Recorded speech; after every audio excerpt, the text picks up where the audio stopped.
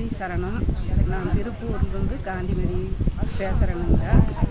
எனக்கு இந்த நவராத்திரி ஹோமத்தில் நடந்த மிரக்கல் நேற்றுக்கு காயத்ரி ஹோமத்தில் நான் கலந்துட்டு கொஞ்சம் நேரம் இருந்துட்டு ஆக்னியா கேட்குறக்கு 9 மணிக்கு போனேன். 9 மணிக்கு போய் கொஞ்சம் நேரம் இருந்தேன். இன்றைக்கி தமிழ் இன்றைக்கி சொல்ல மாட்டாங்க ஆக்னியாவில், நீங்கள் சாயந்தரம் 3 மணிக்கு வாங்க அப்படின்னு சொன்னாங்க. அப்புறம் நான் சரின்னு சொல்லிவிட்டு அங்கெல்லாம் போய் கோல்டன் ரேக் மிரக்கல் ரேக்கெல்லாம் போய் சுற்றி எல்லாம் சாமியும் போட்டுட்டு சாப்பிட்டு 3 மணிக்கு மறுபடியும் ஆக்னியாவில் உட்காந்துட்டு இருந்தேன்.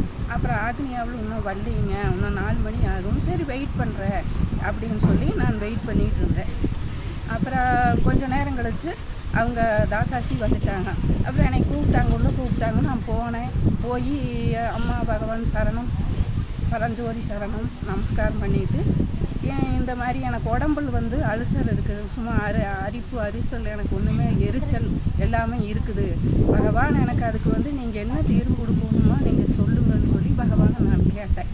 பகவானை கேட்கும்போது அம்மா பகவான் என்னன்னாங்க, நீங்கள் யாருக்காச்சும் ஏதாச்சும் சண்டை போட்டுட்ருக்கிறையா அப்படியெல்லாம் எதுவுமே இல்லைங்க அப்படின்னு சொல்லி நான் மன்னிப்பு கேட்டுக்குங்க அப்படின்னு சொல்லி சொன்னாங்க. நான் என்னதான் தீர்வுங்க, நான் ஹாஸ்பிட்டலும் போனேன், எல்லா பக்கமும் டெஸ்ட்டும் பண்ணி பார்த்தேன். எனக்கு மறுபடியும் அந்த உடம்புல எரிச்சல் அலர்ஜி, எனக்கு என்ன செய்யறதுன்னே தெரியல, நீங்கள் தான் தீர்வு கொடுக்கணும், இந்த ஓமாவில் நான் வேண்டிட்டு வந்திருக்கிறேன் அப்படின்னு சொல்லி அவங்கக்கிட்ட நான் பரஞ்சோதி பகவான்கிட்ட நான் கேட்டேன்.